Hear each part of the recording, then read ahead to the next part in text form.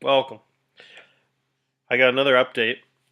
Mid-season, we are in August 14th right now, and we just won another ball game here. Just looking at the box score. Just want to show you here Mac Marshall and Alex Hansen. Just to show you how much of a beast Alex Hansen is. Comes in for 4 1/3 of relief pitching. Lets up 1 hit, 0 walks, 3 strikeouts. So just incredible pitcher there. So anyways, we got back to the home screen here. So we'll go to schedule. As you can see, we just keep winning. This team is just incredible. We just win every single game, it seems like. I'll move it over so you can see the menu bar there. So anyways, yeah, we just seem to be too good this year. Haven't been losing many games in a row. As you can see, we got a massive lead in the AL East, 14 games already on the Yankees. They're actually at 68 wins. So funny enough, they'd be first place in the Central, even though they're 14 games back here. So what we're going to look here is actually the Yankees in first for wild card, and then the Orioles in second, Red Sox in third. Just to show you how incredible this division is. Every single year seems to be two teams right at the top of the wild card standings for the AL East. So just year after year after year, you just wonder if Tampa was in another division, how many wins they'd have. Because having 55 wins in this division this far through the year, only 10 games under 500, with how good every other team in this division is, kind of shows you they'd probably be, and my guess would be actually maybe even first above the Twins in the Central. But yeah, anyways, that's a conversation for a different time. So we got 82 wins already to lead the majors. Dodgers and Mets were kind of keeping up with me, but kind of fell off a bit. We just seem to keep winning. As you can see, we have some division games coming up here. We got the Boston Red Sox, Baltimore Orioles, New York Yankees, and Indianapolis. I guess it's the Octopi, the new team. So we're going to sim a little bit longer here. I'm going to wait till 12-1 victory. Okay, that'll do. We've actually had quite a few pitcher injuries. Fortunately, they're all short term except for the Urias injury. We have Chapman out for about 10 to 20 days. We have Kyle Cody's had a couple of minor day-to-day issues. Alex Hansen's had a couple DL stints. And I think we actually have somebody else out. I can't think off the top of my head. And doesn't really matter, though, because at this point, gosh, another couple wins here. So we beat the Detroit club here. Reggie Pruitt 0 for 5, so he's having a really tough time. That might be our biggest weakness going in the playoffs, is if he's starting at center field. If he doesn't start to pick it up here, I think we're going to have to shift Ray back to center, even with his minus defense, and then have Braun at DH and Will Myers in left field, because Pruitt just can't seem to hit. But, I mean, he's still almost a positive player. That's how good his defense is, because his OPS is only 40. OPS plus is only 40, but still at a major league average. I think we're definitely going to... but Ray was a 5 Warren center, so I think with Braun at DH and Will Myers at left field, we're in quite a better spot. At the regular season, I'm just kind of letting the computer do it. They've given Braun some starts and Will Myers some starts. They're kind of rotating them now, which is really nice. As you see, he's gotten 5 starts here out of 8 games in total, so it's kind of nice having the rotation to keep everyone fresh. I don't really care at this point in the season who's getting stats or whatnot, because we're definitely going to win this division. At this point, it's just a matter of how many games we're going to win it by, so I'm not too worried. I'd just rather keep guys healthy, so just having that nice rotation has been pretty nice. Cardenas has actually got his first major league action here. He's actually starting shortstop for this week because we have a 4-game suspension for Arroyo for a fight he got in. So the really bright news here is Austin Riley has really stepped it up. He's at a 115 OPS plus, so he's really earned that third base job. We're really close, almost a click away from trading for a third baseman from the Kansas City Royals, who had about 100 OPS plus, 105, because Austin Riley is really underperforming, but we stuck with him and kind of paid off here because he's got actually very nice stats. He's on pace for 15 home runs and only 85 starts. So over the course of a season, he looks like he could even be a 25 to 28 home run guy next year. Potentially even better if he progresses a little bit, gets to 55 and 55 here. So he's actually looking really nice. I like him. He's going to be a nice starter as a Rule 5 guy. We're going to get 2 more years of minimum salary out of him. So pretty good stuff there. We got also had a big game out of Bryce Harper yet again. Yet another home run. So this guy's home runs up to 46 now already. He's really cooled off home run wise, but his hitting's been right on point. He's got a ton of hits these last few weeks. I'll actually go to just to show you how ridiculous of a season he's having. He's already at 10.6 WAR with a full another month and a half to go. He's look at these hits if you look down this category. So he's only got a couple games with no hits in the last like 20 games. So he's been on fire this season. His average, is, as you can see, it's literally never really dropped below 385. It's just consistently, he's just so unbelievably consistent. And as you can see, he hasn't been striking out a ton either. I guess he had a 5 strikeout streak here, but as you can see here, like he went 5 full games without a strikeout. So he's just playing at a level that's really unmatched, other than I guess the Ted Williams and the Babe Ruth years, 50 and 100 years ago. So just really even farther. I think Ted Williams in the 1940s. So yeah, really just done something that no one's ever done, and that's hit 390 with power.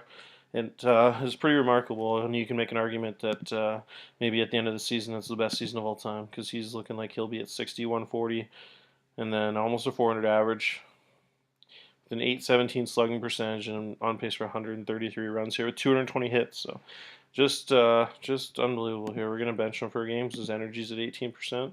He just gets so tired. I don't know why he gets so much more tired than everyone else. But every time I look at him, he's just exhausted. So Felix Hernandez having quite the year here too. He's already 60-4. He had a monster start last game too. 8 innings, only 1 run. That must be the game we haven't checked yet on the schedule. So take a peek at that one. Yeah, we were really quiet with the bats this game with only 2 runs. Bryce Harper still 2 for 4 with a double, and Will Myers had a double, and it looks like Reggie Pruitt had a 1 hit at least. So kind of don't expect a lot out of Pruitt. So every time I see even just 1 hit, I get kind of excited. It's average at 175 here. Okay, this is what I really want to show you. So Kim has had one of the most amazing runs here I've seen. He's on pace for 3.1 WAR, so it looks like he's on pace to win reliever of the year. I looked at his pitching stats. He's at 13.6 and 2.3 with a .86 WHIP. But the craziest thing is, if you look at his game log, I don't know if I've ever seen a streak like this. Look at the appearances and saves without a blown save. And then look down here. So if you look in this category under home runs, 0 in the last like crazy amount of appearances, 0 earned runs, 0 runs, and only about 5 hits, and every single inning here with a couple with 2 inning appearances. So as you can see, if you look at the earned run stat here, just look at this category here. As you go down, he literally that doesn't have an earned run till there. So he hasn't let up an earned run since June 14th, which is just such an incredible streak. He didn't even become the closer really until this 13th here. Chapman was getting a lot of closes. Saves. So he just was kind of getting the odd one when Chapman was tired. But it's just remarkable what he's been able to accomplish. But like I said, I don't know if I've really ever seen a streak quite that good before. Hardly any walks too, as you can see, like just the strikeouts. So just like this streak, for example, it goes 3, 6, 7, 8, 9, 10, 11. Just like tons of streaks like that, 11 straight strikeouts, no walks, and just been an incredible signing for how cheap he is. He's only been 8.4 million, but he's been playing like $25 million guy, if you ask me. So he's worth every penny, that's for sure. 13.6 and 2.3. So that's yeah, he's definitely been the best reliever in baseball, and I'm pretty happy to have the chance to have him for $8 million and again next year. So we'll sim another week. 84 and 38. We won another game, 12-6, 85 and 38. Just keep winning. Just keep winning. We lost that one. I jinxed it a little bit. We won that one against the Red Sox, which is nice. Lost another one against the Red Sox, so unfortunately we fell to the Red Sox in that series. We beat the Orioles here. So what we're just gave a peek on the left side here. Batter WAR. Bryce Harper is at a 10.9, and no one else above 5.7. So he's almost double as good as anyone in the American League. That's scary.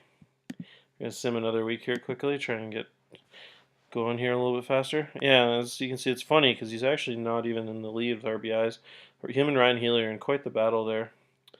And then home runs, we're at 51. O'Hearn has had quite the year also with 51 home runs now. Harper just hit a couple more. He's up to 54. Averaged 391 still. So as you can see, Harper really is just at the top of these leaderboards in almost every category. It's kind of unfortunate to see Aaron Sanchez at the top of the ERA category, just to show how good of a season he's had since we traded him away to the Yankees for Jose Fernandez. But you can't complain because Jose Fernandez is leading the league in wins. So we got a pretty good deal there still. So we won this one 10-7. Bryce Harper 3 for 5 with 4 RBIs, no walks. So reached base 4 out of 6 times. Probably a massive home run there too. 2-run home run. Ryan Healy had a home run. Lowe had a home run. Corey Ray had another home run. Corey Ray has just been incredible this year. Kyle Cody has really gotten roughed up quite often these last 3 or 4 starts. So that's unfortunate to see.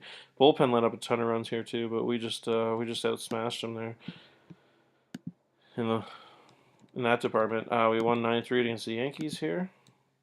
Ryan Braun scored a run-scoring single. That's always fortunate to see when you make a big trade and it pays off. Ohtani is a DH here, 2 for 4 with 3 runs. That's pretty good. That's very rare to Bryce Harper. Doesn't reach base. That's probably one of only 5 or 6 games all season he's had that happen to him. That's just how good he's been. So that's crazy to see. Corey Ray has 40 home runs as a rookie. So he's at 42. He's hit 3 in the last 5 games. He's at pace. As you can see, his splits here. His splits for the year for home runs. So 6 in April, and then 13 in May when he went crazy. And then June 4, 7, and then August he hit 12 already.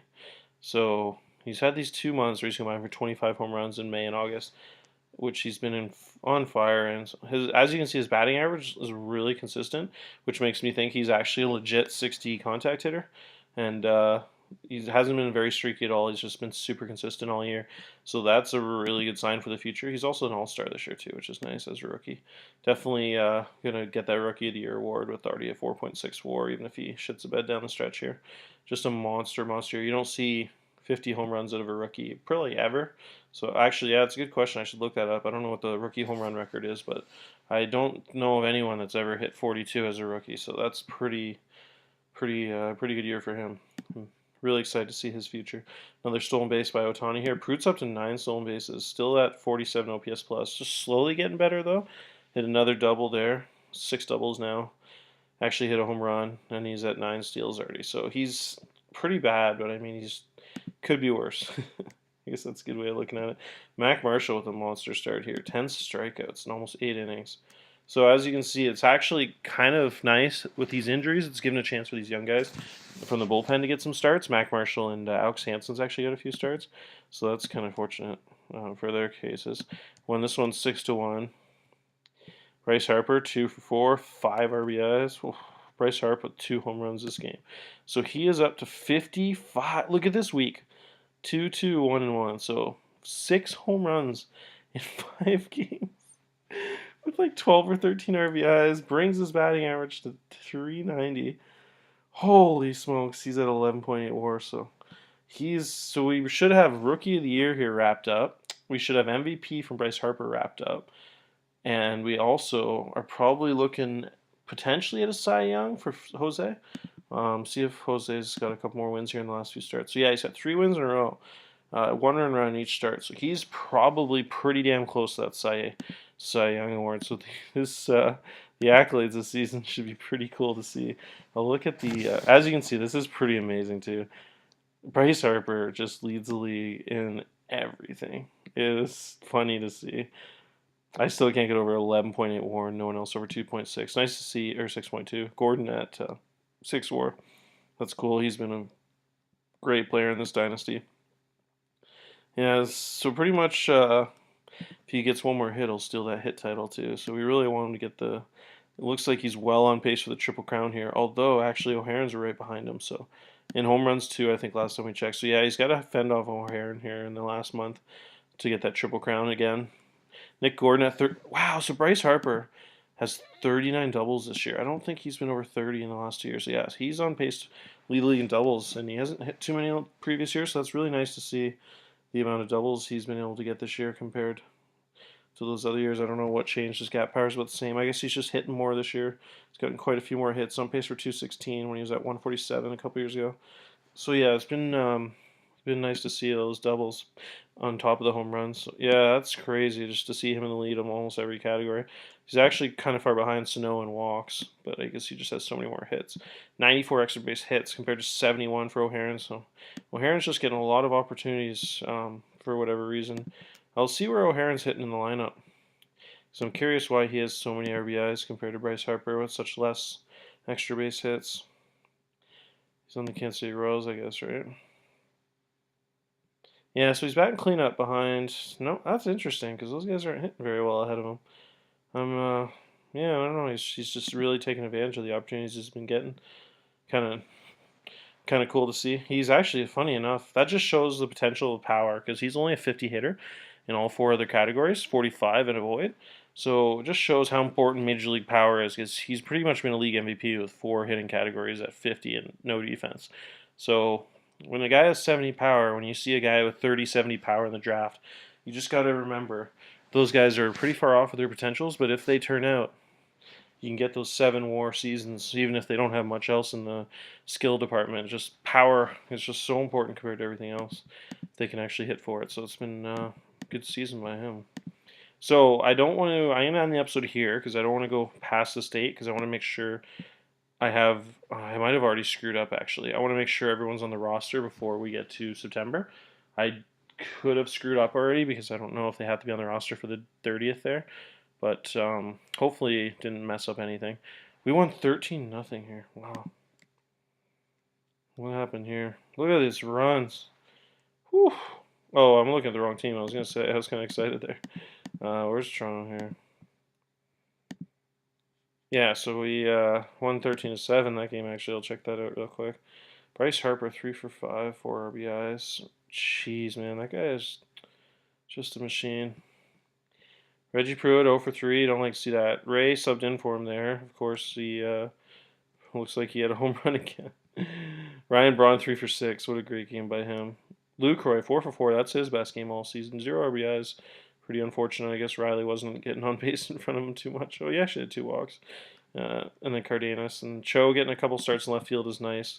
Kind of let everybody else rest a little bit. Those old left fielders, we got Will Myers and Ryan Braun. So he's got a 40 left field. So it's nice to see him be able to fill in there. I taught him that in spring training a year or two ago. Healy 3 doubles. So Healy's kind of cooled down a bit after a ridiculous month he had in July and the start of August. But yeah, he's still on pace for 5.7 WAR too. So he's had a huge season also.